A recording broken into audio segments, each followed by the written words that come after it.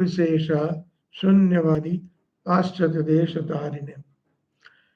Jai Sri Krishna Chaitanya Prabhu Nityananda Shri Advaita Gadadhar Shri Vasadi Gaur Bhaktavinda. Hare Krishna, Krishna Krishna, Hare Hare, Hare Rama, Rama Rama, Hare Hare. So, welcome back to our ongoing Guruvashtakam, also commonly known as the Mangalarti, the seminar, and this is the uh, sixth session, sixth part. And this morning we completed one verse, which was Chaturvidasi Bhagavad Prasado Swadanna Triptan Hari Bhakta Sangha Kritaiva Triptim Bhajata Sadeva Vande Guru Shri Charnaravinda. So the Acharya, just to recap very quickly, is teaching us with his own example how to worship the deities and what kind of bhoga is offered. Chaturvida. Chaturvida, the kind of bhoga that is licked, chewed, drunk, and sucked. These are the different categories that must be offered. And that is our standard in ISKCON in the deity kitchen, that the such items have to be made. Like chutneys are licked, puri, roti is chewed, drunk is like fruit juices or any sharbat, that kind of a, and sucked, things uh, that can be relished by just sucking. So items like that are offered, like the mango and the mango seed. It is sucked just as an example, right? And then what is conducive to Krishna is what we need to offer. Most of us, we are in the offering Krishna in the mode of karma yoga. Why? Because Krishna says in the Bhagavad Gita that yajna sistina santo muchyante sarva kil vishaye te tam agham papam jena pachanti atma karana. So Krishna says very clearly, Vasudeva Krishna is saying this, not Nandanandan Krishna of Vrindavan. He is saying that uh, if you do not offer me bhoga, then you are certainly tetam agham papam. You are certainly eating immense sin, ghor papam. So, out of our principles of karma yoga, yad karoshi yad asnasi, we offer to Krishna. But the idea behind that offering is that otherwise we will be eating sin. So that is why we are offering. That is the main principle we are offering. So we offer whatever we like, we offer to Krishna. But we don't really generally take that understanding or inclination to understand what Krishna likes. And when we take to that kind of consciousness, then that is Raganuga Bhakti. You are asking me yesterday, right? How will that happen? So it will manifest. It will manifest slowly and surely if we follow Vaidhi Bhakti very nicely and we follow all the different programs that Srila Prabhupada has given us, then we are sure to succeed. It is not possible that we will fail. The Prabhupada won't let us fail. He won't let us fail if we make a genuine, excuse me, Hare Krishna, genuine, we have the desire and we make that genuine attempt. And of course, Krishna has guaranteed in Bhagavad Gita, Yogakshamam Mahamyam. If you are lacking something, I will certainly, I will certainly take care of that. But for that lacking, that doesn't mean that it is not our genuine attempt. Out of laziness or disinterest, if we lack, then Krishna won't help us. But if we are genuine, then even if we lack something, even if we have some certain uh, frailties or mistakes, then Krishna definitely helps us. So that is karma yoga. We offer what we like, but because we are scared that we will incur pap, if we eat without offering to Krishna, so then we offer what we like, right? Pizza, pasta, cake, all these things. But that does not necessarily mean that Krishna likes that. So who knows what Krishna loves? It's especially Mother Yashoda, the Vraj gopis, and especially the gopis in the bhava of Madhurya Rasa. The Manjaris, they know what Krishna loves best. And as Kamla Manjari, Bhaktivinoda Thakurji has personally observed, as we can, those who know the Bhogarti. Bhajat Bhakata Vatsala Sri Gaura Hari, Soi Gosla Vihari. In that, Sri Bhaktivinoda Thakur has given so many items in Krishna's plate that Mother Yashoda has cooked and also Radharani. Both are in the kitchen. Very important fact, and I will touch upon it in the next verse about Radharani's cooking and some pastimes in regards to that that will help in understanding the Madhurya Ras even better. So he says, Sukta Sagadi Vaji Nalita Kusumanda Dali Dalda Dugda Tumbi Dadi Mocha Khanda Mugda Bora Masa Bora Roti Ka Grita Yanna Shaskuli Pista Khira Karpura Amrut Keli Ramba Khir Sara Amrut Rasala Dwadasha Prakar. And like this, so many items, 12 types of chutneys. Dwadas Prakar means 12 different kinds. There is sour chutney, there is very spicy chutney, then there is sweet and sour chutney. So like that, 12 different kinds of drinks and chutneys are offered to Krishna. And all those items like the sukta sakadi bhaji, dugdi squash, and different squash cakes, even the dudhi halwa, that is very dear, is a sweet item. So all these items are mentioned. Mugda bora masa, roti gritanna, different types of grains, different rotis are served. Saskuli pista, payasanna. So the payas or kheer is offered. And Karpur Amrit Keli. I was mentioning that Karpur Amrit Keli is the exclusive best that is made in Raj is made by Srimati Radharani. So your mother Yashoda also knows how to make. But she tells Radharani, you please make for my Krishna because my Krishna loves your Karpur Amrit Keli. So Karpur means it is camphor. And Amrit Keli is a wonderful type of a Hare Krishna, that's okay, Prabhu. Danvats. It's a type of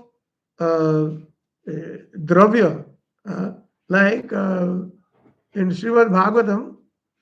What is that verse? Nigama kalpa taro galitam phalam Srimad Mukhat drava amrutam samvitam. So drava means what? It is something that the semi-solid, that the even the most advanced devotees, rasik devotees, rasika bhuvika bhavaka, even they love this Srimad Bhagavatam that is considered like a semi-solid. Like, we have amras, some nice amras. You don't drink it, nor you eat it. But what do? You relish it like it's a semi-solid in one sense. So, our Karpur Amrut Keli is banana mixed in condensed milk with camphor that Radharani makes to the best of perfection. So these are the same thing. Ramba kheer sar, different types of kheer, amrut rasal, different types of nectar, drinks are offered. Amla dwadasha prakar, and the different types of sour items like chutneys, 12 different types. Luchi chini sarpuri, laddu rasavali, different types of laddu, and luchi chini is some kind of a halwa. And that is puri. Oh, I'm sorry, you're right. Luchi is puri. So luchi chini means the sweet puri. They have not only regular puri, but sweet puri. Like, you have ever had sweet samosa? Samosa also, they make sweet samosa. In Raj they have that, and even in Bengal they have it. Rather Rasbihari they have it, sweet samosa. So that means luchi chini. Thank you for, So luchi chini is the sweet puris. So like that, all these sarpuri, ladu, rasavali, bhojana kore, Krishna kautuvali. Very important word. Kautuvali means with great pleasure, with great joy. Whatever we are offering, not necessary, he takes it out of duty, but not out of joy. And I gave that example. I don't know, was it in the morning session or in the afternoon session? That supposing if somebody calls us for lunch or dinner, so the host is calling us, and what has the host made? So many items of bagan, which the guest doesn't even like. So bagan bharta, bagan pakoda, bagan in the dal, bagan here, bagan there, and the poor person has to eat it because they have made it. So, and then in between, the host will ask, "Do you like it?" Yeah, then the person will say, "Yes, yes, yes, it's nice." So then please have more. So more of begging. So it is that is the case with Krishna when we are offering all those items that are not really his favorite in one such. Just because we are putting tulsi on it, he's obligated to take. Just like a host is calling us, he has called us out of love or affection, so we are obligated to take that prasad, even though it is not going down our throat. Happens na sometimes, right? Sometimes they serve us some things that we is not palatable to us because we have never either tried it or we don't like it. So, but so therefore, the difference between Vaidhi Bhakti and the difference Vaidhi Bhakti encompasses some Gyan, Karma Yoga, all that is there. But Bhakti Yoga, even in Vaidhi Bhakti, there is Bhakti Yoga, but the highest Bhakti Yoga is that of the Vrajavadhu Vargena Taya Kalpita, following in the footsteps of the Vrajvasis, especially the gopis of Vrindavan, hmm, following their footsteps in Madhurya Ras, so they know. Krishna Bhaktivinoda Thakur is present there. In that bhajan later on, Bhaktivinoda Thakur says that after Krishna has taken his prasad, then Shiki Picha Chamarudulai Vishalaksha. So Vishalaksha is one of the sakhas of Krishna. Vishalaksha means literally means big eyes. So he has got big eyes. So his seva is to offer chamar to Krishna when he's resting. Vishalaksha Sikki Vichya Chamar Dulai. Like this, different sevas are there. And then Yashodama sends uh, Dhanishta to bring the extra remnants that are left in Krishna's plate from the Bhoga Mandir or the dining hall. Whatever remnants are left, Krishna deliberately leaves some remnants. Although he loves everything, sometimes we can finish everything, but Krishna leaves those remnants because not only for the Vaidhi Bhaktas in Karma Yoga, so that he leaves actually all remnants for us. He simply glances at our bhog.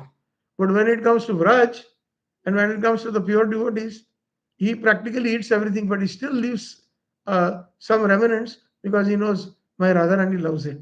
So then the Dhanishta is sent to bring the remnants, and then uh, with Yashovati Agyape, uh, Radharani taking the permission of my Yashoda, she takes Bhunja Hoita Prito with great relish. She takes the remnants of Krishna. And then after Radharani is taken, all the other Sakhis are given the Maha Maha of Radharani. Even she leaves some remnants in her plate. Uh, uh, all the others, so that's how the bhajan ends. That how uh, the other gopis take the Maha Maha of Srimati Radharani. That is the bhav of what we should serve. Though that when we find that even in that bhajan, which is Ekadashi today, what is that bhajan that we sing? Shuddha Bhakata Charana Renu, bhajane Anukul. In that, Mahaprabhu's pleasure is sak. So, Bhaktivinoda Thakur says what? Gauravhita Saka Sevane Jivana Sarthak Mani. When I serve the special bhaji, like spinach, or also something similar in the same family of what do you call in Punjab? What do they use? Sarso ka saag. Saag. The same word is used. Yeah. So that saag is very. Huh? No, no, no. I'm saying family means the green leafy vegetables. You're right. Mustard we don't take. Sarso ka saag means they put sarso oil in saag. But what I meant is sarso ka saag means in saag they put mustard oil. So I was trying to say it's the same leafy vegetable family. Sarso ka saag is the mustard leaf. Oh, I see. I see. Okay, because I know there is a leafy vegetable they prepare also. Bengalis also prepare that in mustard oil. Okay, so but the essence is that Mahaprabhu loves that sag. So if I can make that sag and offer it to him, and Mahaprabhu relishes it so much, I will consider my life successful. Uh, Jivan Sarthak Mani. So our life is successful when we prepare bhoga, and we have to learn from the Vaishnavas, our Varishta Vaishnavas, great Acharyas, what Krishna likes. So if we study the Vaishnava bhajans, we study more and more deeper, and we enter Raganuga Bhakti, we will know what he likes, uh, what is his favorite, and then we can put that into practice. That is Raganuga Bhakti. Even in this body, we can put that into practice. And then when Krishna accepts it, we offer it with love, then Jivan Sarthak Mani. Then we will consider ourselves our life is successful. So, and Prabhupada's whole movement was based on first Prasadam, Hari Prasad, then Hari Nam, and Hari Katha. Three things that has changed the lives of so many of us. Somebody new comes to a temple, first thing they get is Prasad. They don't get, nobody tells them to chant Hare Krishna Mahamantra right away. No, it's not the proper way to preach. Kitchen religion, very nice. Kitchen religion, because everybody loves something palatable, very nice. So even in the West, sometimes, Radha Swami Maharaj, when some of his Western guests come, who are not familiar too much with the philosophy, but they are fed sumptuous prasadam. Ah, and they are given the opportunity to do as they please on these premises, not to force them that you must attend Bhagavatam class or you must chant 16 rounds or even one round. Ah, that is the proper way of preaching, that you don't become fanatics. Because if we become fanatics, what will happen? This is an instruction for all of us, those who are interested in preaching. Jai Bhaje Krishna Sai Boda Chatur. One has to be very, very clever on how you give Krishna consciousness. Because if we become fanatics, people will become averse, they will run away, and sometimes they will even blaspheme. I remember one time in Chicago at the subway station, at the metro station, there was uh, one black American who was preaching from the Bible. He was a Christian, so he had his microphone and his speaker, and on the station, uh, he was preaching, quoting some verses from the Bible, and then in between every two verses or one verse, he used to say, "If you don't believe in Jesus Christ, you will go to hell." He would say that. अगर आप Jesus Christ में नहीं मानोगे तो आप नरक में जाओगे. So some of the people would stop and laugh at him, and some of the other black young youth, they would simply laugh and mock at him. You also go to hell, and your Jesus Christ also go there. So who is the reason behind it? That is why Nam Aparad number 9, we have to be very intelligent. How we preach. Sometimes I find book distributors, they are very, very forceful and they are very fanatic. And they just simply go behind the person. And sometimes we find that we get report from outside who are non-ISKCON devotees that ISKCON is very pushy. Every time we go, they want us to buy books, they want us to make a donation, they force us to do this, to do that. So we don't like ISKCON, we go to that temple. Nobody forces us. That means whichever other temple. So our faith or our dharma is prem of Mahaprabhu. Prema dhama eva naumi gaura sundaram. That is, so our bhav should be like that. The bhav of Srimati Radharani, full of compassion and accept everyone, and we have to be their good friends. I give this example many a times. I've done that. About 3 or 4 years ago, I was in Delhi, and Punjabi Bagh had invited me, and there was one congregation director. He said, "I have several Bhakti Vrakshas that I am overseeing. So, Prabhu, can you take some classes there?" So it was December month of marathon. So he said, "Prabhu, can you inspire them by speaking something on book distribution? Make that the theme of your class." So I said, "Okay, Prabhu." But I took him to the side and said, "Must I tell the real truth, or should I sugarcoat it with something that is palatable?" So he didn't say anything. So that was an indication from Krishna that I should speak as it is. And that's what I always do when I sit on the Vyasasana or otherwise also. That is our fiduciary duty. Not that the whole audience will like it. No. Sometimes Prabhupada also administered very bitter medicine for the ultimate good. Right? If Prabhupada did not give us that those four regulative principles, which most of the faiths, even in Sanatana Dharma, don't stress. Right? It's okay to drink tea. Some people eat onion garlic, they even allow that. Their sadhus are quiet. They may not be eating, but they allow it. Knowingly, they allow it. But here, Prabhupada said this when he came to New York, and he's Bengali, as you know, his body is Bengali, and he knew that the Ramakrishna mission was already there in New York. Because in 1899, Vivekananda came to Chicago for the first Parliament of World Religions. So thereafter, Ramakrishna Mission was the first one to establish overseas out of India their missions or temples or mathas, rather, not a temple but math. And and there, when Prabhupada knew that they were so, Prabhupada was all lonely. He had no idea about New York or America. So he thought he'll just go there and just, uh, meet this Bengali persons there. So when he went there, the sannyasis of the mott in New York told Prabhupada ji, Swamiji, you are a Vaishnava, because they can immediately tell Vaishnava Tilak, Kantimala. They don't wear all that. They don't wear Kantimala. Their foreheads are blank, although they wear saffron. Just like a lot of the Mayavadis, they don't wear any tilak. So Mahaprabhu said, if you don't wear tilak, your forehead is like a smashan, like a crematorium. So we should always wear tilak, especially, and the benefits are there. We find in the chapter of Ajamil and the Vishnudutas coming. So when Vishnudut went back to Yamraj, because the Yamduts went back to Yamraj, and the Vishnuduts stopped them from taking Ajamil, although he had taken the name of his son Narayan. Not his consciousness was not Narayan of Vaikuntha, but Narayan his son. But even then, knowingly or unknowingly, he took the name of the Lord. That was sufficient enough to stop him from going to hell.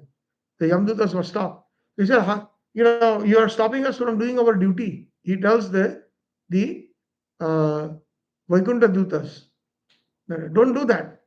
So our master is Yamraj, and he has sent us and to catch anybody who is very sinful. And we have a long list. Chitragupta has given us a long list of all the sins that Ajamil has done. So it is our right to take him. And no gentlemanly person will stop somebody from doing their duty. They use such language in that chapter. And you seem to be like demigods coming from the upper planetary systems. So how can you do that? So then the Vishnudutta said that no, proper understanding you will get from your master Yamraj. Go there, talk to him, and then see what he tells you. So Yamraj is a Mahajan. He knows Dharmasya Tattva Nihitam Guyam Mahajana Jina Katha Sapanta. So all the Mahajans, the 12 Mahajans are there. They know the secrets of religion, right? Therefore, we must follow in their footsteps. Not whimsically anybody who wears the dress of a sadhu and who has studied some scripture, even God's scholarship in scripture, that doesn't mean anything. They are not following the Mahajans. They are not taking to any parampara or any bona fide parampara. Then there is no realization that they have. Whatever they have is they can offer is speculation to the people who follow them or try to follow them. And they cheat themselves and they are also cheating others. Prabhupada said cheaters and the cheated in Kali Yuga. Rampant. That happens. So when he went back, Jamil, in the Jamil's Leela, the Yamdutas go back and he said, yes, you cannot bring to me or to the hellish places anybody who has knowingly or unknowingly taken the holy name at the time of death. You cannot bring anybody who wears a kantimala. Uh, Even though he may be the worst sinner, but don't bring him to me. And you cannot bring anybody who has a Vaishnav tilak on the forehead. So like this. So we should be very much, wearing kantimala at least, and especially if possible wear Vaishnav tilak wherever we go. But of course, again, we have to be very intelligent, because some places, if we go, especially in the West, then uh, they will blaspheme like the person. They say, "Oh, you Hindu, get out of here, go back to your country." They pass such remarks, and they even you they then start blaspheming by saying, "Oh, you Hindus have so many gods, but we Christians have only one God." Muslims, they say that la ilaha illallah. La ilaha illallah means there's only one God. So how come you have so many gods? So then we have to be very careful. It's for those who are very highly realized and very powerful, you can wear it 24/7. And when everybody comes across, you can preach to them. And you can even apasiddhanta dvanta harine. Like Srila Bhakti Siddhanta Saraswati Thakur's Pranam Mantra. Whenever there is any apasiddhanta, he would cut it to pieces. So we are not of that stage yet. Only pure devotees are able to do that. So then we may unknowingly lead to other people blaspheming. So best we should keep it guhya. At least we have our kantimala and we have a harinam in our mouths constantly going on. No need to advertising. Or water tilak. Yes, Mataji. Very nice. Water tilak. It's the consciousness that is important. That is why Prabhupada called it Krishna consciousness. So, magic, Prabhupada's magic, Krishna Prasadam, Krishna Nam, and Krishna Katha. Now we move on to the next verse, which is Sri Radhika Madhavya Rapara Madhurya Lila Guna Rupa Namnam Pratishana Swa Dandalolupasya Vande Guru Sri Charnaravinda. What an amazing verse. The next two verses, actually all verses are amazing, but this especially gets condensed. Like I gave the example of milk, kheer, then further rabdi, further ghada, and then khoya, mawa. So these two verses are like that are in this. So now in this also verses, just like in the previous verses, there is kind of external sadhana and internal sadhana. External sadhana is preaching through personal example. So when an acharya is chanting, also sitting down in one place and chanting minimum 16 good rounds, he's setting an example to the rest of his disciples and the rest of the Vaishnavas that look, even though they are very highly advanced, they are constantly chanting the holy name. One time in Juhu temple, Srila Prabhupada in the fifth floor, if you all have visited there, Srila Prabhupada's quarters are there in the old guest house. And in the evening, they used to give darshan, Prabhupada used to give darshan to everyone, whoever wanted, like students, business people, people from all walks of life, they used to come, and devotees also, and they would all sit, and Prabhupada would give darshan in the evening. So one time, one businessman was sitting in the front, and Prabhupada was seated on his gadda, on his asan, and I think one of the Maharajis who was in charge of the project, I don't remember his name. Was it Giriraj Swami at that time? Well, there was also Surabhi Swami. There was more than one. But somebody walked in, one of the entrusted persons who were looking after the administration and construction of the temple. So at that time they walked up. It was kind of urgent. So they kind of interrupted Prabhupada's darshan for a minute or two. And Prabhupada, because they had to make a decision then and there. So Prabhupada guided them. No, you do this, you do this, you do this. It was matters related to finances, money. So, how he basically, that sannyasi could not take a decision. So he had to come to Prabhupada. So he said, Prabhupada immediately guided him, do this. So then this person sitting in front, he had some doubts. He could see in his face that what kind of sadhu is this talking about money and all that. That doubt came in his mind. So when everybody almost left, Prabhupada said, you sit down. So Prabhupada could feel his doubt, his sanshaya. So he said, come here. And he took his kurta, put your ears on the back. And that person said, remembers constant Harinam was going on. Hare Krishna, Krishna Krishna, Hare Hare. Hare Ram, Ram Ram, Hare. Even though not coming out from Prabhupada's lips at that time, his whole body is chanting Mahamantra. That is pure devotee. So these are the symptoms of the pure acharyas which we find in this entire 8 verses, the qualities, the transcendental qualities. So to set an example, what does the Acharya do? First of all, we'll try to understand most of the word to word meanings. Because of the constraint of time, I have to kind of, compress it a little bit. So, Sri Radhika Madhavya Apara. What does Radhika mean? Anybody would like to try? Again, it's not a test. We'll make it a little interactive, just in case, because this session is early, somebody may be feeling sleepy. As a small kid, addressed as a small kid. It could be. I'm not aware of that, and I'm not saying you're wrong. But the meaning of the word Radhika means Raga Adhika Iti Radhika. Uh, Deep attachment for Krishna. There's more than one meaning, by the way, but I'm giving one of the Rasik meanings. Raga Adhika. Uh, what is the sign of Raga?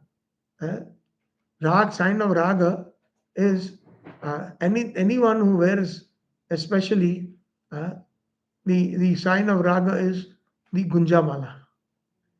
Gunja, Gunja Madhura, Mala Madhura. Right? In that song, Adar Madhura. So Gunja is the representation of Srimati Radharani. So whenever we offer Gunja Mala, so Chaitanya Mahaprabhu gave, when Raghunath Das Goswami was instructed to go to Vrindavan, so Mahaprabhu gave him one small Govardhan Shila with his thumbprint, and he gave him one Gunja Mala. So Govardhan who is Krishna, is along with Srimati Radharani performing their pastimes, Madhurya Rasa in Govardhan. So that Gunjamala is there, and Pushtimarg devotees, they always use Gunjamala on Srinathji. Always. Srinathji always has Gunjamala. Other malas may be, may not be, even in Mangala Arati, there is no flower garland or anything. But Gunjamala and Pavitra. Pavitra is another made of some cotton material, which is, Pavitra means auspicious, but Pavitra means it reminds Krishna of the Raganuga Bhakti of the gopis. So that is Pavitra. And specifically Gunjamala is Srimati Radhika. So that is, the redness is there in Gunjamala, especially with the red Gunja beads, is the representation of Srimati Radharani. So he's most pleased when. So sometimes someone can say that in Srinathji, that was originally worshipped by Madhvendra Puri, who is Gaudiya, then how come there is no Radharani? For us, I explained the meaning of Sankirtan. Was it yesterday? Bhakti Siddhanta Prabhupada said, one normal meaning of Sankirtan is congregational chanting. But the other Rasik meaning is Samyak Kirtan iti Kirtan. A Samyak Kirtan means also congregational, complete or full, along with other devotees. But full or Samyak complete is Radha and Krishna. And their associates, especially in the Madhuri Rasa. Manjari's gopis, Radharani and Krishna. That is Samyak Kirtan. So that is why in the next verse, I will touch upon the Hare Krishna Mahamantra also, how it is Samyak Kirtan. Okay, so that is the actually in this verse, in this verse itself, Guna Rupa Nam is coming. So Nam is coming in this roop, in this verse. So Radhika means Radhe. The word Radhe means Aradhyeti, one who knows how to worship Krishna the best. So the word Aradha means that. Okay, and when we address Radharani, it is Radhe. But when we just speak about her in that tense, like when you say, oh, Radha went to Barsana. So that's how we say. But when we are calling or addressing it, or then we say, hey Radhe. Just like Srinivas Acharya in the Acharya Swami Ashtakam, he says, hey Radhe, Vrajadevaki cha Lalite, not Lalita. Lalite. So directly addressing them. Where are you? Hey Nanda Suno Kuto. Where are you? Sri Govardhana Kalpapad Patale Kalindi Tate Kuto. Where are you? Are you at the banks of the Jamuna? Are you in Govardhan? I am looking for you. In separation, they were crying like this, the six Goswamis, calling on. And that is why the Mahamantra, we don't say Hara, we say Hare. Sambodhit, we address, Sambodhan. So that means directly we are addressing Srimati Radharani, but I will also explain a little bit more about the word Hara in this verse as we progress. So Sri Radhika Madhavyur Apara. The one more meaning of Radha is Raga Dhayati Iti Radha. So it is explained that when Krishna's creation happened, on the left side, Srimati Radharani as Haladini Shakti appeared in Golok Vrindavan. And that time on the right, Lord Baldev. And Lord Baldev is responsible for the entire creation, including all the Mathura, Dwarka, Vaikuntha planets, and the expansions of the expansions that are there, that are also instrumental in the creation of the material world. So Lord Baldev is the Sandhini Shakti, Krishna is Samvit Shakti, and Radharani is Haladini Shakti. Haladini means one who gives joy. So as soon as she appeared, the Shastras explain that she immediately ran towards Krishna. So Raga ni dhayati iti Radhe or Radha. With great deep attachment, she ran towards Krishna. So that is the one of the meanings. And always she is running towards Krishna. She is just excited every time to run towards Krishna. Therefore, one of the names of Radha is Raga Dhayati iti Radha. So there are, we touched upon of the other day on the, I think in the first session where we gave the introduction about our acharyas and what our goal is, what Chaitanya Mahaprabhu came to give us is Krishna Prem. But what kind of Krishna Prem? I mentioned that. Were you there in that class? There? Look, there are many types of Krishna Prem. Most of us, when we are asked that what is your highest goal, to achieve Krishna Prem. But beyond that, we don't know anything. Krishna Prem is of so many types. So there are some delineations that I can speak on right now. So for example, there is one stage of prema which is called sneha. Sneha is the type of prema that the Varishta gopis and gopas and Mother Yashoda and Nanda Maharaj bestows in Vatsalya Ras. It's predominant. Then there is snigdha sneh. Snigdha sneh is that of the sakhas. They are also, and they have love for Krishna. That kind of prem also, right? And then there is, well, then you enter into Madhuri Rasa. So in Madhuri Rasa, there are many types of prems. So there is one prem known as Mana. I had explained that the other day when Radharani is upset and she is into the sulky mood. She doesn't want to see Krishna. I don't want to see him. He has supposed to come meet me 2.5 hours before. And now it is almost early morning and he has not come here. So she is upset and she says, I don't want to see him. Tells Lalita and Vishaka. If he comes, tell him not to come. Tell him to go back from where he came from. I don't know if you were there in some of you. There is one pad by Paramanandas. Those who attended morning session, there is one in Khandita pad. It is called Khandita. Khandita means to break somebody's heart. Khandit. So here Krishna, when he doesn't show up on time, when he's going to the Vipaksha gopis like Chandravali, Shaibya or Padma, he breaks the heart of Srimati Radharani and her Sakhis and Manjaris. Because Srimati Radharani is burning in the fire of separation. And he's not here yet. That's one meaning of Khandita. Second part of Khandita is we find in the bhajan of Paramanandas. He says, Kaun ke bhuraye vor, this is Braj Bhasha again. कौन के बुराए भो आए हो भवन मेरे ऊंची दृष्टि क्यों ना करो कौन ते लजाने हो आए हो भवन मेरे जाई को भवन आयो ताई को सिधारो काना ऊंची दृष्टि क्यों ना करो कौन ते लजाने हो मीठी मीठी बतियन ना करो गिरिधारी ऊंची दृष्टि क्यों ना करो कौन ते लजाने हो. So this is in Braj Bhasha.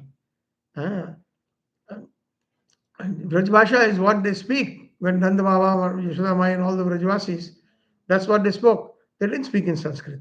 Sometimes they spoke in Sanskrit. Like the gopis and all, they sang their song. It is mentioned, but we don't know if they had sung it in Braj Bhasha and then it was translated by Vyasadeva into Sanskrit. But Braj Bhasha is the prominent mode of communication, and it is very sweet. In Braj Bhasha, there is a lot of chastisement also. And here, Krishna after coming very late, in the Ratri Leela, I mentioned that, was it this yesterday evening?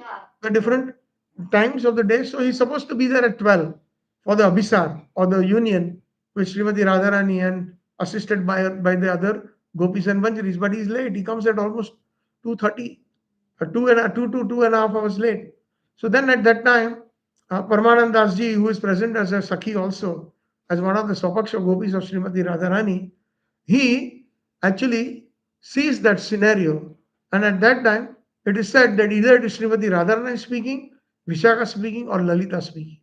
Because Radharani has specifically instructed them, don't let him inside my Nikunja. Don't let him inside. So that means they are guarding. And if Krishna comes, he is not allowed entry. So when he is coming running, he is very late. Finally, he escapes from Chandravali and he is simply running with a sweat and he is so exhausted and he's saying, sorry, Lalite, sorry, Vishake. I'm so sorry, I'm late. I didn't realize the time. That Chandravali kept me longer and I didn't realize. So that even made Vishaka even more upset. Vishaka and Radharani are born on the same day, exact time. So even her bhav is exactly like Srimati Radharani. Whatever pain she feels, whatever joy she feels, just like the Manjaris, Vishaka Sakhi also feels like that. Vishaka Devi is one of the exceptions among the Ashtasakhis. So when he comes, just like the word in the 5th verse of Damodarashtakam, Muschumbitam Bimba Gopya Muschumbitam Bimba Rakta Dharam. So here Gopya means Srimati Mata Yashoda, and also Gopya means Srimati Radharani. So there is Madhurya Ras starting from verse number 5 of Damodarashtakam. So if those who are interested, I just gave a seminar in Kartik in our Krishna Balaram Mandir, 3 days on Damodarashtakam. You can search in ISKCON Vrindavan, just put my name in it and put Damodarashtakam. You will find the 3-day seminar. And I have also on my website, if you want, you can make a note, pureseva.ca. PURESEVA, Pure Seva, all one word, .ca, not .com. CA is for Canada. That will lead you to Bhagavad.ca. That is the original domain. Because in Bhagavad there are too many A's, so devotees were making mistakes. If they even miss one A in the spelling of a domain, then they will, Hare Krishna, they will not go into the website. So I found this subdomain Pure Seva. It was easy. Nobody can make a mistake. All one, and Seva is spelled with a V, not W. .ca. It will lead you to Bhagavad.ca, and in there you will see till 2023 all my lectures are uploaded. Last 2 years they are not. But if you click on any of the videos, it will lead you to my YouTube channel, which is called Krishna Kripa. And there all the lectures are there, and there is Damodarashtakam. Some of my lectures in Damodarashtakam lasted 2 months, 2 hours each on each verse. So once a week I used to do those sessions. So like that, it lasted for 2 months or more. So anyways, the point is that we are all fortunate, and I want that everybody in ISKCON should get that fortune. Whatever little bliss I'm getting out of studying the scriptures in a deeper way, not the deepest, but a little bit in deeper, a little bit glimpse. I want everybody, so that our standard of thinking, our consciousness will increase. We need to go there. We have not gone there. And I give the example of a little child. You ask the my dear child, what would you like to become when you grow up? I want to be a doctor. So already the mindset is doctor, the consciousness is doctor, right? So as they grow up, they still want, they have that consciousness, doctor. So then they study very hard. Parents tell them, you want to become a doctor, right? You said that all your childhood you have been saying that. Then you have to sacrifice your playtime and study very hard. Get the highest marks in the 10th, get the highest marks in the 12th, get into medical college. Not so easy. 99% and above you need. So they all encourage the child, and finally the child becomes a doctor. So similarly, we are like those little children right now in Vaidhi Bhakti. But if we know what our final goal is, our prayojan is Raganuga Bhakti in Madhurya Rasa, is Radhamanuga Bhakti in Madhurya Rasa, then at least we have that information and we can constantly desire. And Krishna will make the arrangement that we will meet such Vaishnavas who are well versed with Raganuga Bhakti, either through their books or in person. Now that only happens when there is a deep desire, because this is not cheap. Raganuga Bhakti means in Vaikuntha, Vaidhi Bhakti is Vaikuntha. And if we are in Vaikuntha mood, and if we get that purity, then we come to that conclusion that he is our master and Lord, Vaikuntha Adipati, or Vaikuntha Adipatis, like Narayana, etc., Lord Ramachandra. So we consider them as the Bhakta Vatsala. But once one enters into Raganuga Bhakti, then Krishna is not Bhakta Vatsal, he is Bhakta Vashya. He is controlled by his devotees. So it's not so easy. Krishna doesn't give Raganuga Bhakti to everyone. Krishna doesn't give this Vraj Bhakti to everyone. He will give, like he offered Vaikuntha. Up to Vaikuntha he offered Satyavrat Muni. Although Krishna knew that he is a Bhakta of Vraja, which he has stated right away in the first, but he wanted to test him, how eager he is. So similarly, right now we may hear some topics here and there about Raganuga Bhakti. It kind of, creates a spark within our hearts. But that spark has to be constant, turn into a slight fire and continue to burn, continue to have that utkanta. Then Krishna, he's testing us, all of us. He's giving us the opportunity. But if those who are satisfied, like Gop Kumar, he was not satisfied.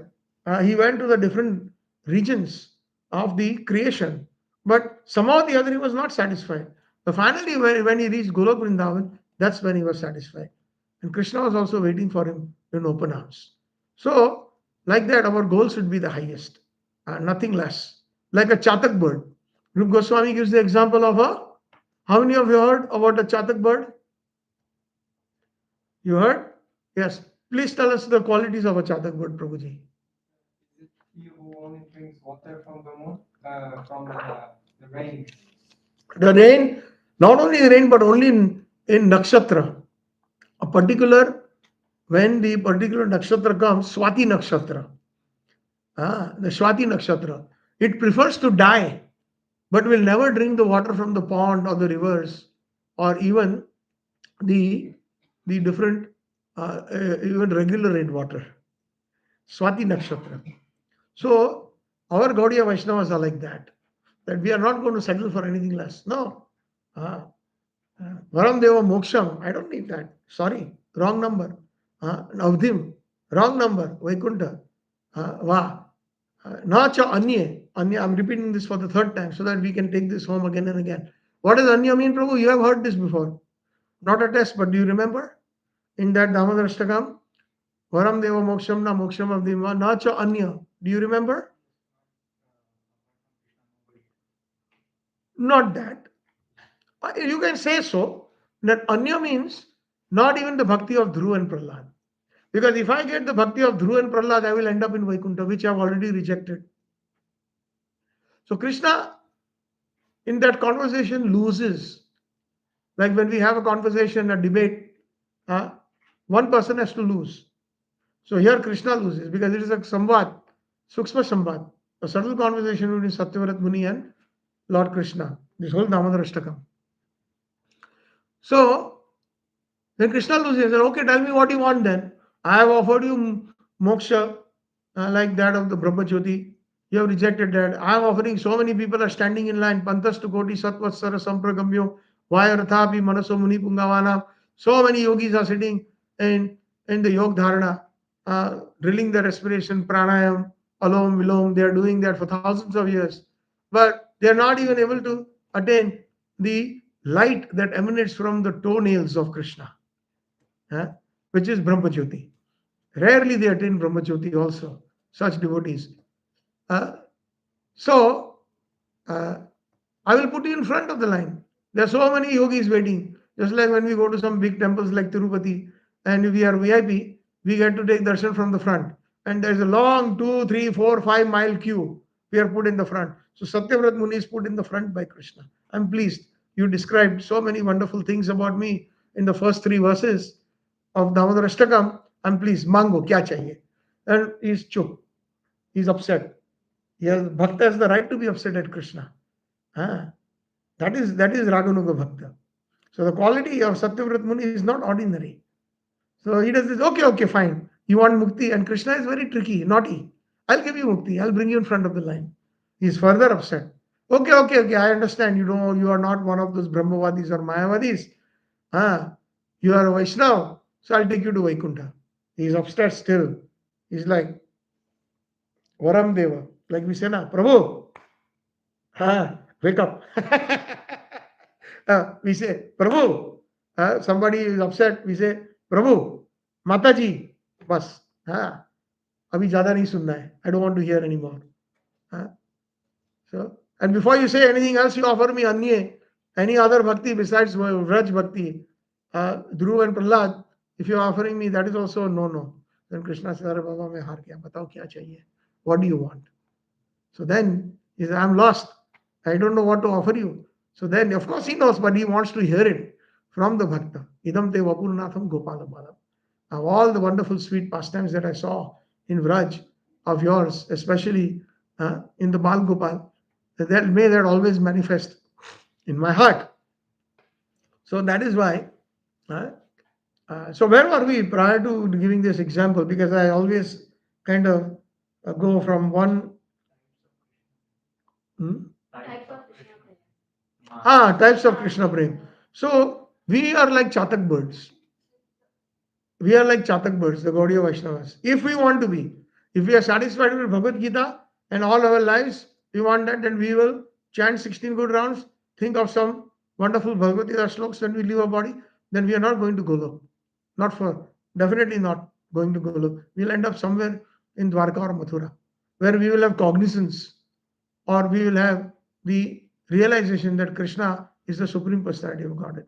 But those who forget Krishna as the Supreme Personality of Godhead, when they enter Yoga Maya, both the Mayas do the same job, forgetfulness. Mahamaya makes us forget that Krishna is the Supreme Personality of Godhead. That is why Prabhupada had to again and again remind us, try to understand Krishna is the Supreme Personality of Godhead, as Vaidhi Bhaktas. But as soon as we qualify into Raganuga Bhakti, then from Mahamaya will be given into the hands of Yogmaya. And Yogmaya will also make us forget that Krishna is the Supreme Personality of Godhead. He's just our simple lover. He's our Sakha. He's our darling child, as an example. Right? So, Yogmaya has got a very important role, especially in Madhuri Rasa, because she is the director. Vrinda Devi, Yogmaya, and Purnamasi, they are the same source, meaning the same all, but just expansions to help and assist in directing Krishna's, Radharani's, and to enhance their pastimes. So there are our different type of prema, as I was saying, sneha, that of the parents, parental love, snigdha prem, that of the sakhas, and then in the Madhuri Ras, the different. We are talking about ban. When we mention Paramananda's song of Khandita Pada, कौन के बुराए भोर आए हो भवन मेरे, ऊंची दृष्टि क्यों ना करो. Now it is almost morning.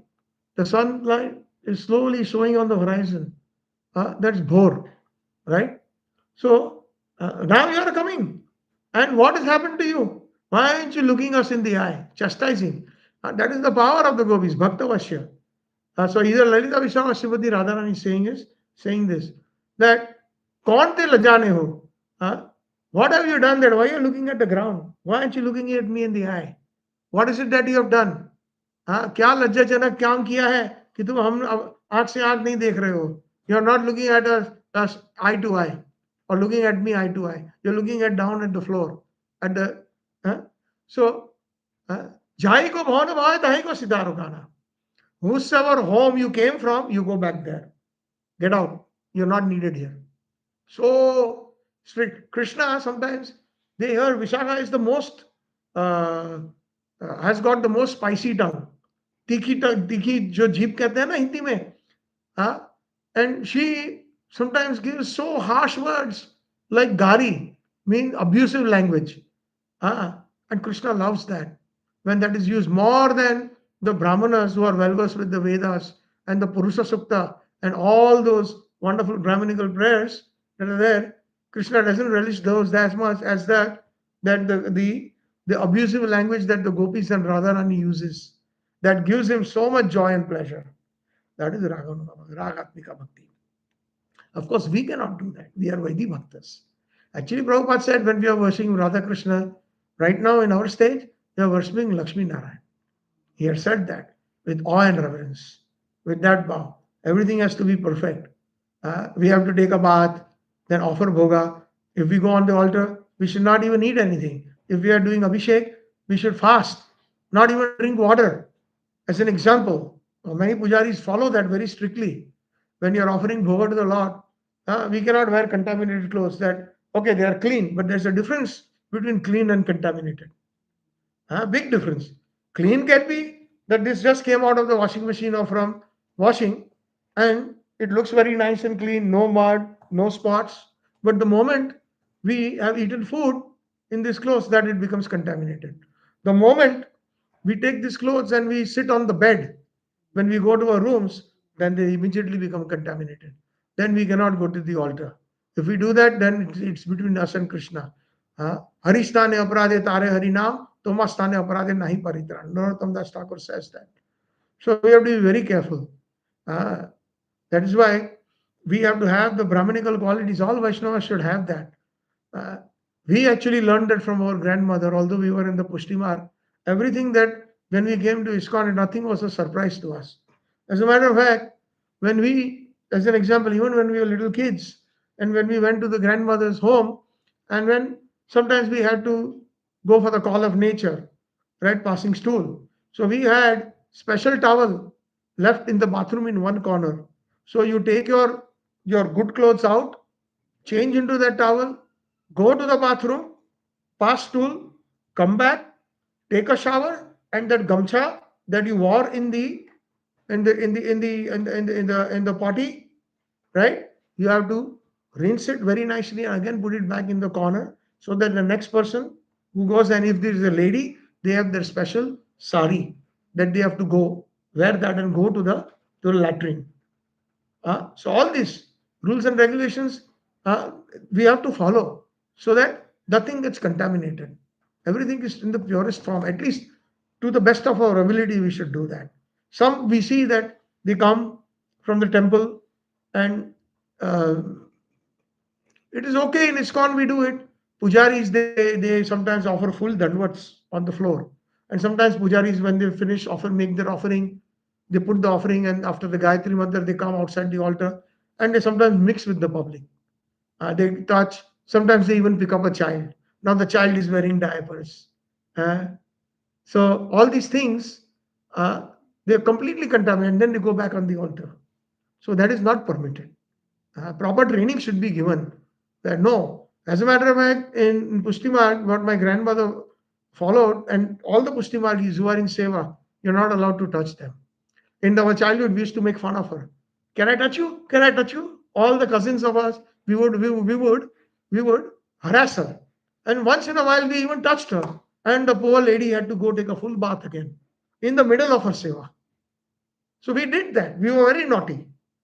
And we did that. And sometimes she would cry. Why? That is already 2 times I've taken a bath. So then they would tell our respective mothers, please take them and take them away. While I'm doing seva, they should not come in my room. So this is the purity, that is needed. But once we cross, although she was in Raganuga Bhakti, she never gave up her Vaidhi Bhakti, what she had learned from her predecessors. And that habit will always go. Ah. There's only one case of Raganuga Bhakti we can say in Ramayana, where Shabri offers the half-eaten berry to Lord Ramachandra, wherein even Lakshman was very upset. How dare you offer this to some half-eaten to Vaikuntha Adipati? You know who she is? Who he is? He is Vaikuntha Adipati, Sri Ram. And Lord Ramachandra understood that no. Calm down, Lakshman. And he uh, uh, very with nice attitude, greedily he accepted. Lord Ramachandra accepted the love of Shabri in the form of half-eaten berries because she wanted to taste. I want to give the sweetest of the sweetest berries to Lord Rama. So it is okay when we are in the Raganuga Bhakti. Like for example, in Vaidhi Bhakti, we are not allowed to taste the bhoga. When in Raganuga Bhakti, some advanced devotees, they taste it. Not for sense gratification. to make sure that today I don't know if I remembered I put salt or not. So then they taste it just a little bit. It's okay, but not for sense gratification. But we cannot do it right now. What we do is, if we think that is that, then we put a small katori of some salt in the Krishna's plate. So in case if it is less, then he can add it. But what happens if it is more? He cannot delete it, right? Cannot deduct it. So this is the difference between Radhanuga Bhakti and Vaidhi Bhakti. And our goal is to get there. So Sri Radhika, Madhavi or Apara. And the different stages of bhakti, as I mentioned. So in the Madhurya Rasa, there is man, which Srimati Radharani expresses when she is upset. And man is a reason that Krishna arranges to go here and there simply to increase her man. And that man will increase the union. Every time they meet, it is more and more sweeter. So there is a reason behind it. So even those gopis who are in the Vipaksha gopis in Vrindavan, Yogamaya makes them forget, but there is a very higher purpose to increase the longing or the separation of Srimati Radharani. So they play the role as if like they want Krishna to themselves. That selfishness is shown, but that is Yogmaya's kripa to increase the feeling of separation for Srimati Radharani. In Srimati Radharani for Krishna. There is Man, there is Pranaya. After Man, there is a stage called Pranaya, where it is more condensed. Raga, so much attachment for Krishna that they dictate to Krishna what to do, what not to do. Anurag is even further condensed form of deep attachment. Then there is Bhav, not the Bhav of that we had mentioned of after Nishta, Ruchi, Asakti Bhav, not that Bhav. This is in Mahabhav, in the Madhuri Ras Bhav, and Bhav further condenses into Mahabhav. Mahabhav. And Mahabhav, all the Swapaksha gopis have, including the Manjaris have it. The feeling. In Mahabhav, there is actually enjoyment of Krishna. The other gopis also, they have their respective romance with Krishna. Manjaris don't have that, but Manjaris feel that. So they also feel, although they don't actually physically have any relationship with Krishna, but they feel that ecstasy, although they don't actually physically have it. So therefore, they are also in Mahabhav. Understood? Is it clear so far? And after Mahabhav, there is Rudha, which is even more condensed, Adhiruda, which is even further condensed. And then that is the highest that all gopis can, Swapaksha gopis and Manjaris can reach in consciousness and feeling. But then Srimati Radharani gets two extra in Madhurya Rasa components, which is Modanakya and Madanakya Bhav. In Modanakya Bhav, Radharani becomes completely crazy. Like if we study the Brahmar Geet, when she's talking to the bumblebee, there are 10 types of symptoms. Did you study that? What are they? Do you recollect? Yeah, Prajalpa, Vijalpa, Ajalpa, even I forget the rest. There's 10 of those symptoms. And the essence of the symptoms is that if we see some mad person, how that mad person is shaking the hands, talking alone, talking to some objects, talking to trees. So Srimati Radharani is talking to the trees in Vrindavan. Have you seen my Krishna? Talking to the bumblebee.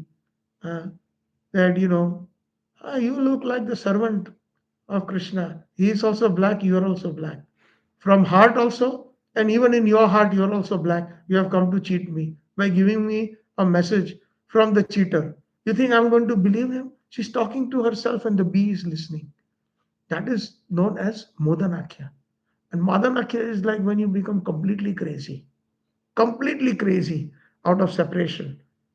It is something that cannot be described. Only the Manjaris can describe it because they feel what Radharani feels. And therefore, Rupa Goswami has described this in Bhakti Rasam Sindhu, and even Srila Prabhupada. Sorry? Ujjwal Ninamani also. Yeah, Ujjwal Ninamani. And Srila Prabhupada has described in his purports the different meanings of the 10 types of prajalpas in the Uddhav, in the Brahmar Geet. So try to read those. They're very interesting. How amazing Radharani reacts. Uh, she says that, uh, see, look, I'm looking at your whiskers. They have gone to different flowers with the different color flowers with the different pollen.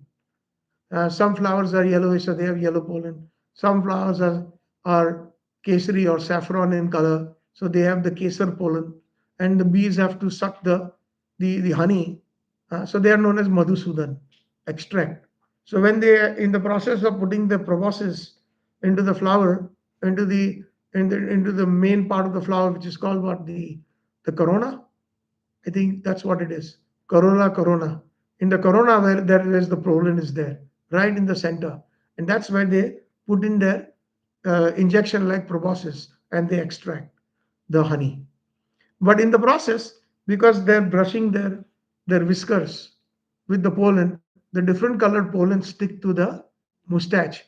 So Radharani in her Prajalpa, she's saying that even your master Madhusudan is like that. He's going from one gopi to another gopi. Uh, and I see the symptoms when he comes to meet me. Uh, so this is transcendental. We should not kind of equate it to the mundane. But like in a mundane example, sometimes if the husband is having an affair with somebody, then the wife catches him because she catches the perfume of the person that he was with through that. This is not the perfume I use. Where did this lady's perfume come on you? On your shirt or whatever, or the chinhas of romance. How did they come on you? That means you are having an affair. So like this, she is even chastising the bee. You and your master are not different. He is also going here and there to different flowers. You are also going to different flowers. You're not sticking to one flower. So therefore Krishna's name is Madhusudan also. Uh, Madhusudan is also bumblebee, and Madhusudan is Krishna. That is why he's also known as Madhusudan. So these are different stages of prema. And Srimati Radharani's, why I'm mentioning this is because uh, Sri Radhika Madhavar, so Radha's prem for Krishna is so extensive and unfathomable. That is the reason why Krishna came as Chaitanya Mahaprabhu, to taste that sweetness, to taste that craziness of Srimati Radharani, and to glorify Srimati Radharani. Now, Krishna, let us say, for example, just a few. Uh, uh, One example that comes to mind among so many is there is this verse in the Srimad Bhagavatam, 10th canto, chapter 32. Na parayaham. Anybody knows that verse? Na parayaham nirvadya samyujam swa. Yes, swa sadhu krityam. Very nice, Prabhuji. Yes.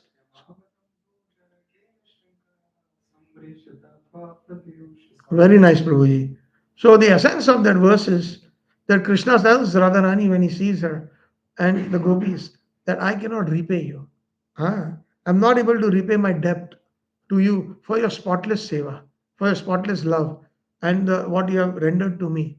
This verse, ye yatha mam prapadyante tamsa tathaiva bhajamyam, fails when it comes to uh, the Vrajvasis, especially in the Madhurya Rasa. Not possible. Krishna cannot repay them. Krishna himself is saying this. Actually, Brahmaji is mentioning, right? It is Lord Brahma who is speaking this, I think. Krishna is speaking, but Lord Brahma is repeating. I think so. I could be wrong, but the essence is Krishna is speaking this verse.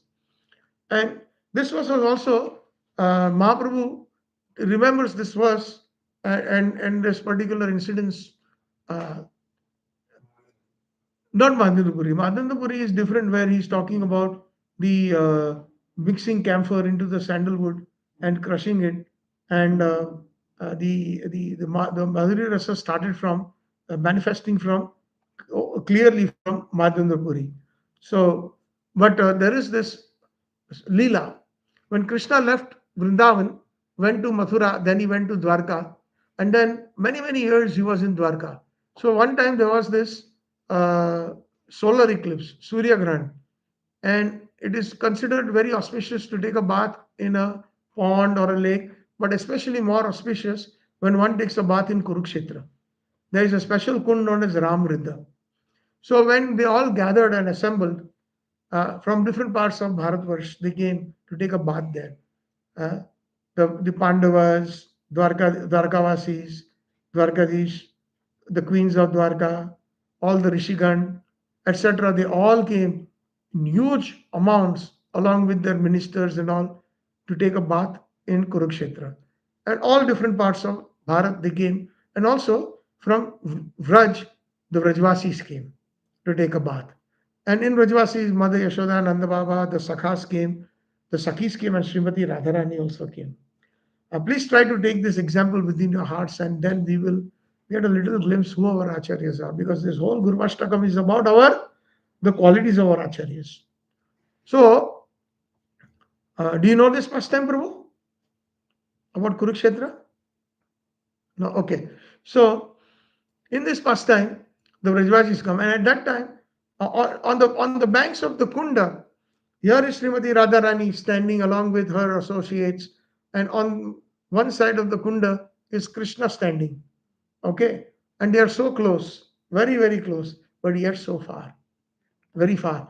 In spite of them being so close, and in spite of them meeting after so many years, Radharani sees Krishna and the gopis see Krishna, Nanda Baba, Yashoda Mai see Krishna. Their tears of ecstasy are flowing. They cannot even talk. This is exactly what Chaitanya Mahaprabhu is feeling when he says, Nanam Galadashrudharaya Vadanam Gadgada Rudayagira.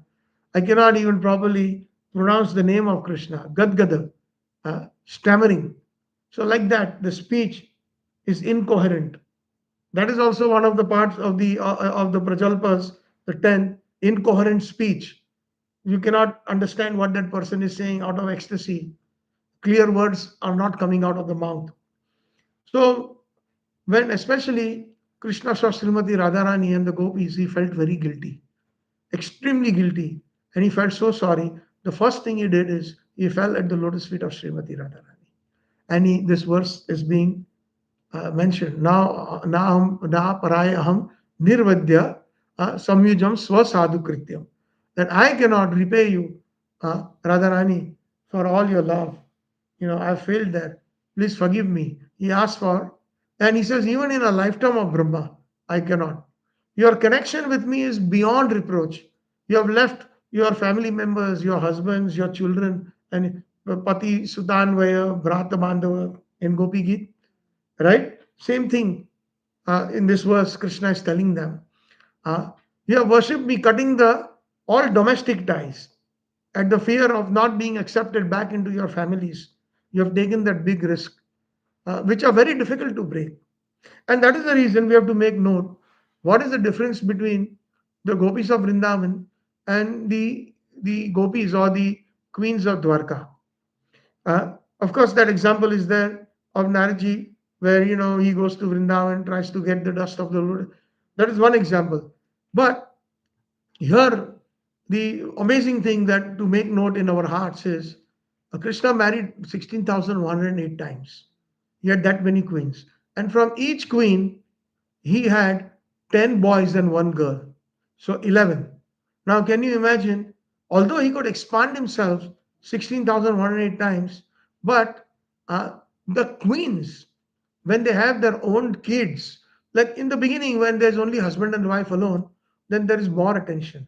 The moment children, one after another, they are born, then it is but natural that the children need attention and the time is divided. So similarly, the queens of Dwarkas, their time was divided, and their love for Krishna got divided into 11 parts. So he was the 12th part in terms of the love. But in Raj, although they had children, they had other respective husbands, their love for Krishna was undivided. So that is why the prema of Raj is unparalleled. Ah. And that is the reason, let's make another note, that Krishna, Chaitanya Mahaprabhu, when speaking with Rai Ramananda, he asked, what is the highest goal of life?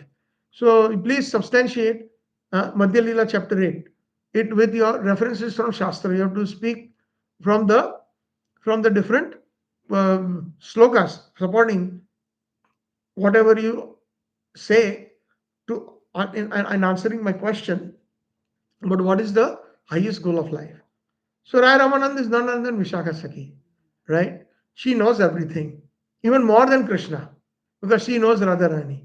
But to even him, he had to say that because that's an example for us Vaidhi Bhaktas. So we should not lapeto. We should all speak as it is. That is our quality.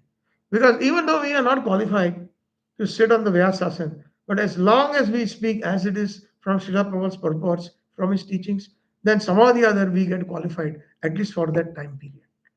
Otherwise, that way, nobody will be able to give Katha. If you really see, every day so many classes are going on everywhere in all ISKCON temples. But as long as the devotee who is speaking speaks as it is, doesn't speculate, either references, and that is why this place is known as Vyaspit. Vyas means to expound. One word, one verse, explained nicely, based on Shruti and Smriti as it is, that we have learned without contaminating it with our own brains. Now, Buddhayana Tikaya, without our own logic, we should not. So that gives us the qualification to sit on the Vyasasana. Otherwise, it's impossible to have Bhagavatam classes in every temple. Maybe we can find, very, very few devotees who are highly qualified to speak, but then the rest of the days it will be empty. But as long as we stick to this, whenever we read Srimad Bhagavatam purports, we have to thank Srila Prabhupada. Srila Prabhupada, that is not me who is speaking, that is you. And that is why we have to offer him thanks. That is what Mangalacharya is all about. Om Vigyan Timirandasya Jnananjanasara. It is not me. We should never take credit. The moment we start credit, we will start degrading. Then real ahankar will seep in. And then we will take, even though we may have good memory, we may know, sometimes people with good memories, one friend of mine in the Niagara Falls area, he passed away recently. He used to say, you see Satchitananda? That person there sitting there, he is a sloka loka. That means he just simply rattles slokas without proper way of explaining or understanding. Shloka loka. So if you have a good memory, you can memorize all the verses. But if there is no ounce of realization or no credit given to our acharyas, then one becomes shloka loka, a jnani. Loka means a planet, right? So he's a shloka loka. And that's what he used to say. I remember him for saying that. So we don't want to become shloka lokas.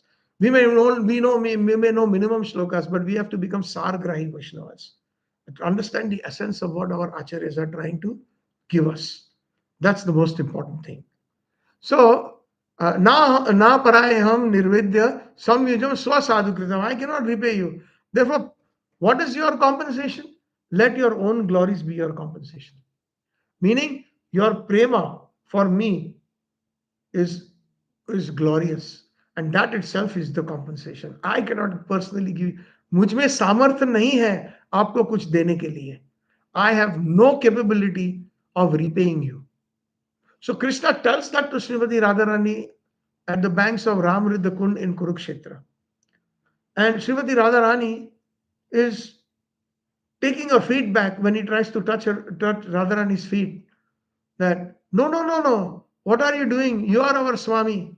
Ashlisha padartam vinashtumam odarshanam karo hatam karo tu. As you do as you please, you are the Swami. But here Radharani is being sarcastic. Sometimes there are double meanings of it seems very humble, but she is in the Bhamya Bhava, very controlling. So she speaks in sarcasm. No, you are the Swami, you can do as you please. We are the ones who are guilty. We don't love you that much as you are thinking we love you. No. If I loved you that much, I wouldn't be alive. I would have given up my body a long time ago. But in another place, in the commentaries of the Acharyas, they say that the gopis said that yes, we are almost dead. But if we die, then we will give you the most pain. Therefore, somehow or the other, we are maintaining. What is that? The first verse of Gopi Geet. Jayati te adhikam janmanavraja shrayata indira shashvadatrahi daita drishyatam dikshutavakas tvai dhrita savas tam vichinvate. The last three words. So our life air is almost gone. Oh Krishna. But we maintain it. The explanation is given. The extraction is done by our acharyas. The churning. that somehow or the other, if we give up our bodies, we love you so much that if you hear that we are gone or dead, then you won't be able to take that pain. So therefore, somehow or the other, we are maintaining our bodies. See, have you heard any such prem kahani in the material world? So many romantic stories and novels are being written. This is the highest novel. So at that time, Radharani is telling the Sakhis, it is the same me and it is the same him, but it is not the same place and they're not the same conducive. And Chaitanya Mahaprabhu quotes from one mundane literature, Sahitya Darpan, like a romance between a boy and a girl on the bank rivers of Vetasi. And then Rupa Goswami understands that. And he uses that example of a mundane literature uh, and then turns it into that verse. And he actually even cancels it and puts it in the thatch of the roof somewhere there. But when Mahaprabhu finds it, he said, "Yes, you have understood me properly." When I gave that example, nobody could really understand Mahaprabhu when he was giving the example of a material boy and a material girl, mundane boy and girl, their love affair. So that in their love affair, the boy is telling a girl and the girl is telling the boy, "Yeah, the we are the same, but the place is not the same." Same thing is applying. So Vetasi, there was a river called Vetasi where they used to meet, in seclusion, and their loving affairs were more amazingly condensed in nature, very free. Here there is the Pandavas, here there is Mother Yashoda, here there is Mother Rohini, here all the great elders are present. So although we are there, but we are not there. We are very far. But I remember the banks of the Jamuna, the breeze of Vrindavan flowing in the trees, the Kadam trees, all those, that was the most conducive for our Madhurya Rasa. So close, but yet so far. And at that time, our agony and separation increases to the highest extent. And therefore, I'm reminded of Srila Bhakti Rakshak Sridhar Maharaj's words. Uh, His Holiness Bhakti Rakshak Sridhar Maharaj was a senior god brother of Srila Prabhupada. So Prabhupada was very fond of him. And Prabhupada also said that when I'm gone, you can take guidance from Srila Sridhar Maharaj. But Sridhar Maharaj was a very amazing scholar, Bhakti Vedantist also himself. And Bhaktisiddhanta Prabhupada really loved him because of his realizations. And when Bhaktisiddhanta Prabhupada left his body, he asked him to uh, we dropped the connection here. Oh no, it's there. Okay. Your connection is there? Okay. So Bhakti Rakshak Sridhar Maharaj was mentioning, Bhakti Siddhanta Prabhupada, when he was just about to leave his body, 1st of January 1937, in Bhag Bazar Gaudiya Math. He was just ready to leave. So he said, one Kirtanya was doing some amazing melodious Kirtan, but he stopped him. Can you call Sridhar Maharaj? So he said, Sridhar Maharaj, when he came in, yes, Prabhupada. So Bhakti Siddhanta Prabhupada, right? So he said, can you sing Sri Rupa Manjari Pad for me? So Sridhar Maharaj reminisces.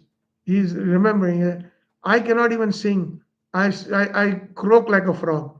But Prabhupada asked me, he gave me the order to sing Sri Rupa Manjari Pada. As soon as he sang that, Srila Bhaktisnand Prabhupada left his body.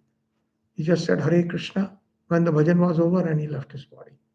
So that Bhakti Rakshak Sridhar Maharaj, once he was hearing Hari Katha from Srila Bhakti Siddhanta Saraswati Thakur Prabhupada, Srila Bhakti Siddhanta Saraswati Thakur Prabhupada mentioned that my father, Srila Bhaktivinoda Thakur, desired to build a hut in Kurukshetra. So he said, I don't know if I heard my Guru Maharaj correctly. I am a very Tikshna listener. I'm a very sharp listener. But I'm not sure if I heard this correctly this time. Because most of us, we think that the highest place to build a Bhajan Kutir would be Vrindavan and within Braj, Radha Kund, right? And or Navadvip, Mayapur, etc. But here my Guru Maharaj is saying that my father, Srila Bhaktivinoda Thakur's desire is to build a hut in Kurukshetra and do bhajan there. Right? I see the surprise expression on all of them. And I was also shocked when I first heard that, because the first thing that comes to mind is all great Vaishnava Acharyas would like to build a bhajan kutir. Of course, Srila Bhaktivinoda Thakur has the bhajan kutir even now we find on the banks of Radhakund. Anybody taken darshan there? When you all have got Swan and Sukhad Kunj, right? And then Srila Bhakti Siddhanta Saraswati Thakur used to stay there. Some of Srila Bhakti Siddhanta Saraswati Thakur's disciples also stayed there. And that is where during the last meeting with Srila Bhakti Siddhanta Saraswati Thakur, when he was staying there, but he was strolling, taking darshan of Radhakund, when our A.C. Bhakti Swami Prabhupada or Abhay Charanaravindra Das was with him, giving him special instructions, one-on-one, that when you get money, print books. After I leave, there will be a great fire in the Gaudiya Math. Everybody will be fighting for my position. Everyone will be fighting which is the best room. Everyone will be fighting for the marble. They will be fighting. And that's exactly what happens. So my Guru Maharaj, Nitya Leela Pravesh Bhakti Charu Maharaj would always say that in his seminars and others, that whenever a great Acharya passes away, there's always going to be big turmoil. So that happened, and he even gives the example of Jesus Christ, who is a Saktyavas avatar. There were so many problems even in that era. And after Srila Bhakti Siddhanta Saraswati Prabhupada left, Gaudiya Math went into so many problems. And after even our Srila Prabhupada left, ISKCON for a certain period of time was in big turmoil. Many Prabhupada disciples left. They didn't know what to do. Many of them wanted to take Prabhupada's position. Some of them had that ambition to become Acharya. And in fact, they committed many offenses and they also fell down, especially out of the 12 that Prabhupada had selected as the zonal acharyas. Most of them, they fell down. Out of, again, it's not my business to comment on them, but we find that through the different writings that we find and the things that we hear from different sincere Prabhupada disciples, certainly some offenses knowingly or unknowingly were committed by them. But we have to be very cautious. Although they have fallen down, my personal opinion is because somehow or the other they had served Srila Prabhupada very sincerely, whatever time period they were, Prabhupada will save them. Prabhupada will certainly save them. So we have no business of making any condescending remarks for them. But the lesson is that we should not, that is why the number one rule in Namaprad is to blaspheme the devotees who have dedicated their life to propagating the holy names, right? Or preaching. So that is why we have to be extremely careful. Even amongst us, we find that some of us are equals, contemporaries, some of us are some of us can be junior than us. But very careful. Really, we should be in Vanchakalpatarovescha Kripa Sindhubhya. Why? Because we don't know who can become a pure devotee shortly, right? We don't know.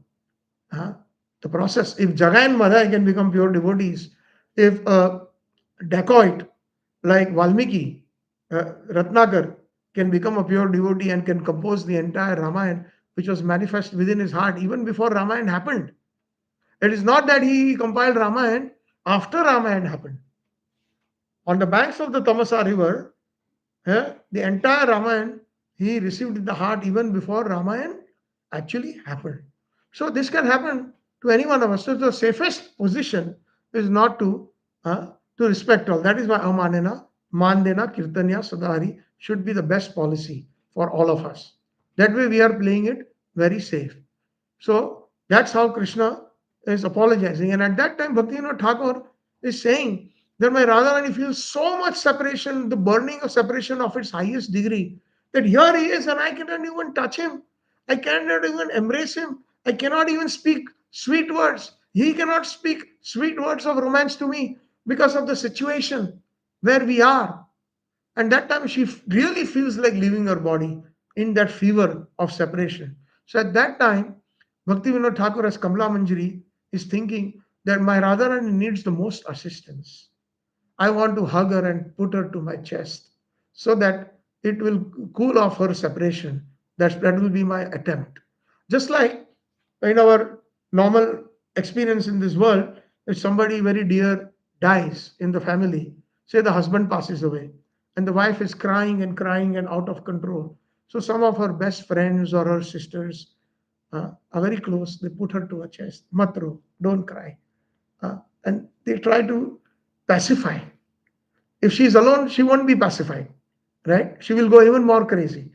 Most of the time, people come out of this tragedy is because of the persons who are around them. And especially, we come out of this tragedy of the material world and the suffering is because of the Vaishnavas, right? It is because of them. Otherwise, we don't know what the goal of life is. In our lives, we are just behind money and all that, and that we consider as the highest happiness. But if that is the case, then why would some of the most richest people in the world commit suicide? Have you heard of one Hollywood actor, Robin Williams?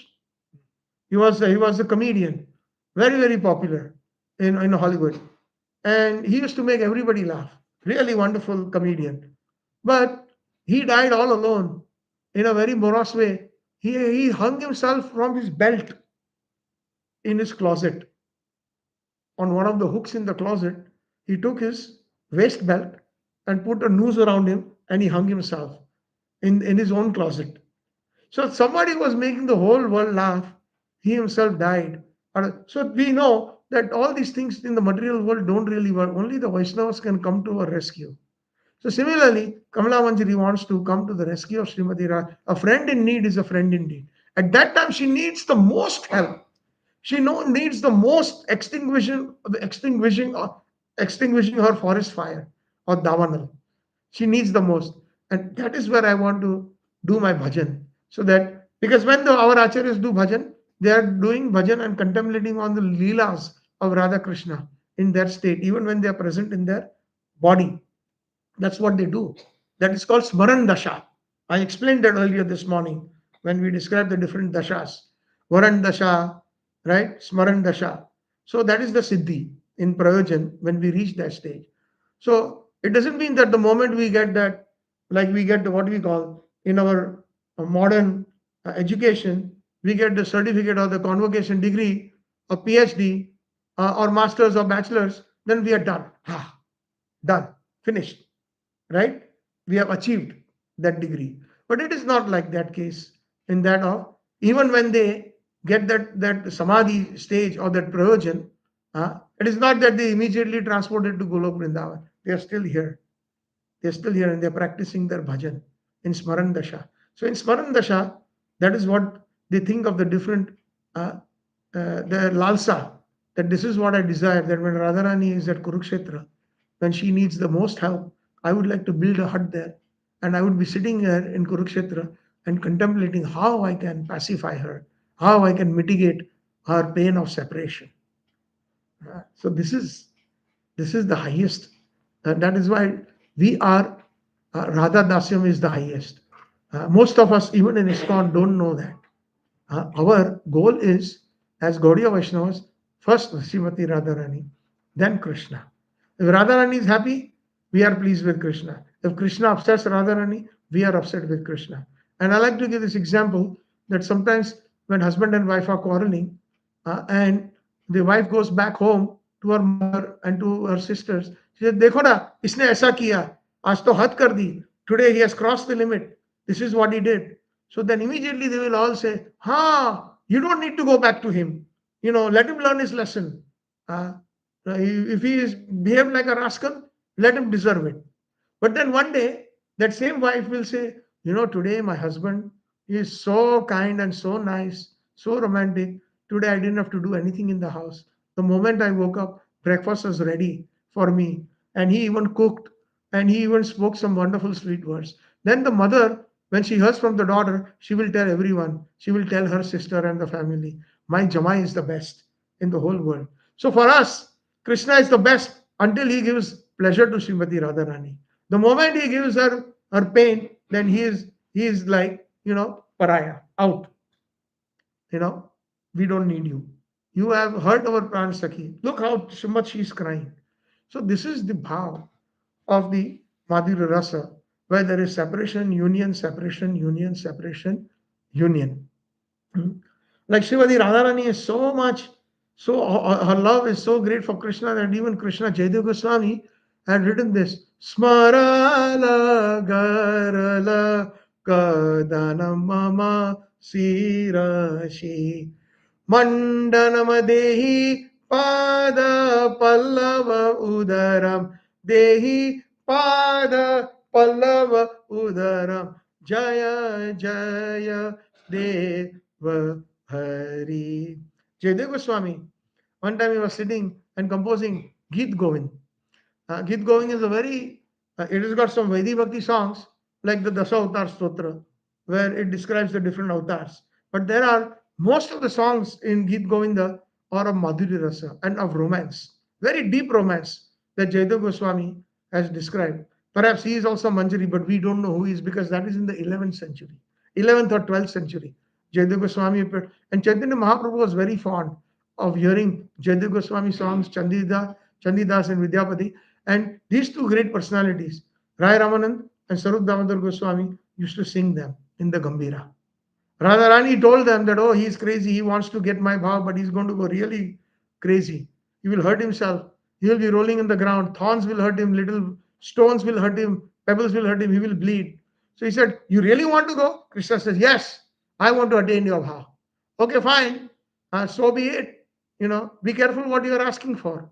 So then Radharani says, he's crazy, he wants to get my bhav. So he directs Lalita and Vishakha, go with him and appear as Lalita, appear as Swarup Damodar Goswami, and Vishakha appears as Rai Ramananda. And you know best what I feel. You have seen everything. So you train him because he is bent on getting that bhav. So and then I will personally come as Gadadhar Pandit to observe whether he is doing nicely or not. Whether he is doing nicely or not, I will observe. Because he wanted it so bad. So the Radharani says, okay, fine. Not only that, I will wrap myself around you because Radharani is Tapta Kanchana Gaurangi. So I am going to wrap myself around like a shield. So when you fall, and the Gambira, when Mahaprabhu used to chant the Mahamantra, he used to go into such deep separation and ecstasy that he used to rub his cheek against the rough walls of the Gambira and blood used to ooze out. So Radharani would protect as a shield. That is why Krishna is Krishna Varnam Tvisha Akrishna. He is Akrishna, he is blackish. But because of Radharani wrapping herself around him as a shield, so that my lover should not get hurt, I will take all the hurt and the pain that will come on me. Where can we find such a romantic story? Can we? Never ever. Na bhuto na bhavishyati. That is the only place in Vraj, and the only place is Madhurya Ras, and the only place is the Swapaksha Gopis of Radharani, and the only and only place exclusively is Srimati Radharani. So here Jayadeva Goswami composed this. While he was composing, he was thinking, he says that, O Radharani, please place your lotus feet on my head. Krishna is saying that. So then he thought that this is wrong. Suddenly he comes into that mood of Vaidhi Bhakti. How is that possible? He is the Supreme Personality of Godhead. That perhaps Yogamaya makes him think like that for a moment. So after writing that verse, he scratches it out. And then he goes for a bath. He tells Padmavati, his wife, that I'm going for a bath. I'll be back soon. Hopefully, you would have offered bhoga and I'll take prasad then. While he goes for the bath, the Shyam Sundar Krishna comes in his own ways, in the exactly the same form of Jayadeva Goswami. He sits down on the same place, and where the words are cancelled, he writes it in golden words. Same words he repeats. Dehi pada pallavam udaram. Please place your lotus feet on my head. Oh Srimati Radharani, I'm so sorry. I really beg your forgiveness. Let me get your lotus feet. I beg your forgiveness. Let me purify myself so that I don't do any nonsense again.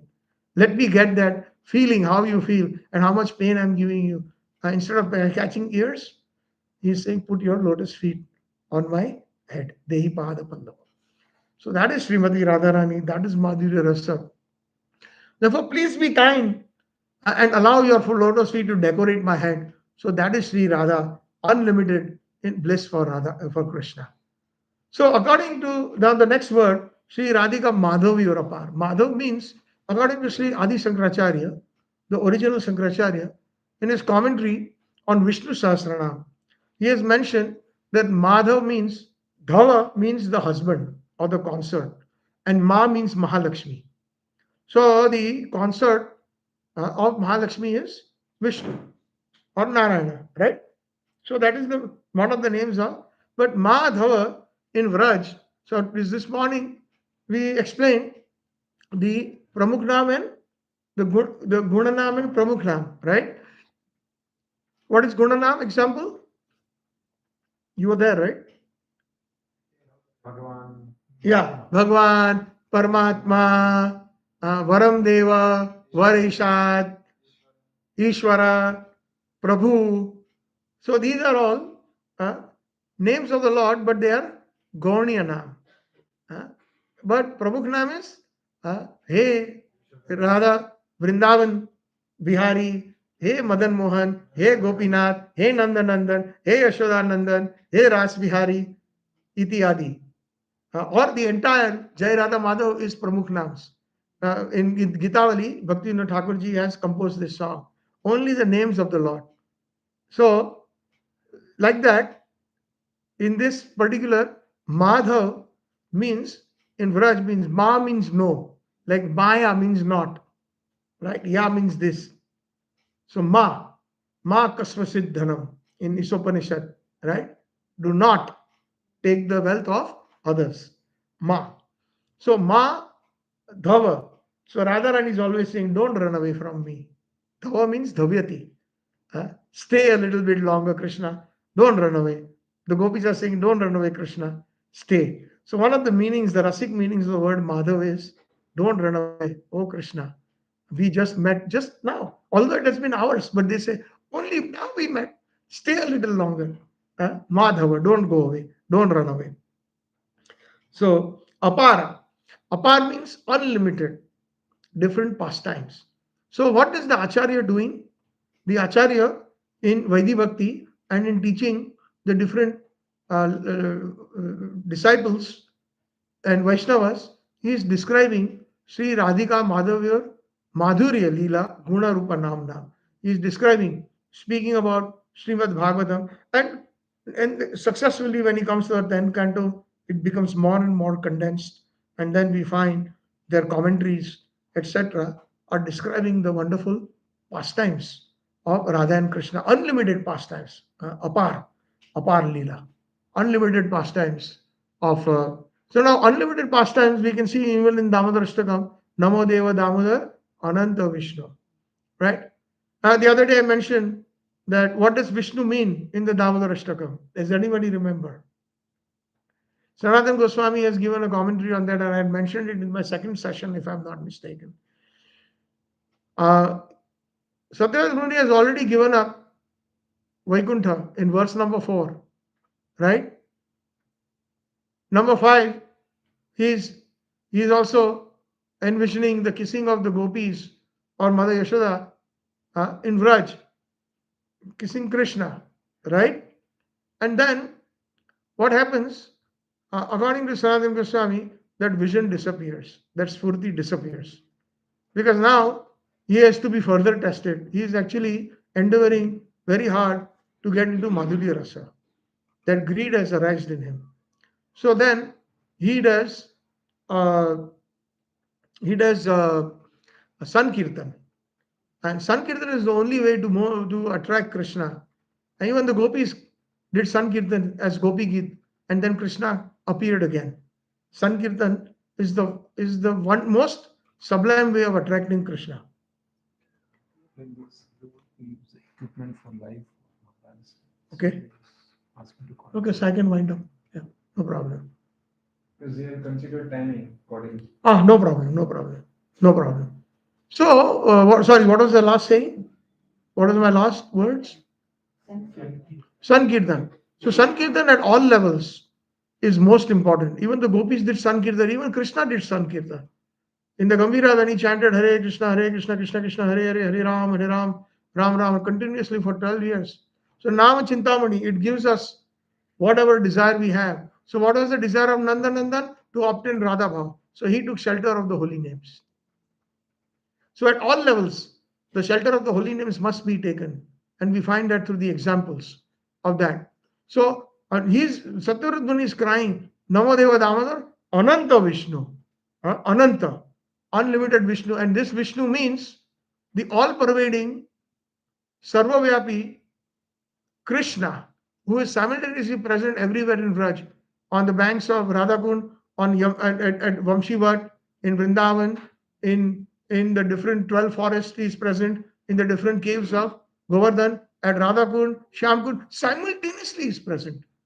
Depending on the bhav of the devotees, to satisfy them, he is present here, he is present there, everywhere. And therefore, Sanatana Goswami, or Satyavrat Muni rather, addresses him as Vishnu, which the literal meaning is that of Vaikuntha he has already given up. And that is why when we pray in the Padma Puran, in the morning we say Vrindaya Tulsi Devaya Priyaya Keshavasya Vishnu Bhakti Prade. So that prayer is a very old prayer that all Vaishnavas pray. But for us, our consciousness should be that Vishnu or that Krishna and Vraj who is simultaneously Sarvavyapi everywhere in Vraj. That we will ask Vrinda Devi to give us the bhakti of the Sarvavyapi Krishna in Vrindavan or in Vraj. So I will end here now, and then I will describe tomorrow morning, 8 a.m. in the Bhagavatam class, the other wonderful meanings of what is Madhurya Leela, what is Guna Rupa Nam Nam, and Prati Shana Swadhanalolupasya Vande Guru Shri Charanaravindam. Something very, very unique that I had heard, I had read, that I would like to share, and perhaps our love and affection for our acharyas will even grow further. Thank you very much. Shri Prabhupada ki jai. Shri Vishwanath Chakravarti Thakur Pad ki jai. Gaur Premanande. Hare Hare. Hare Krishna.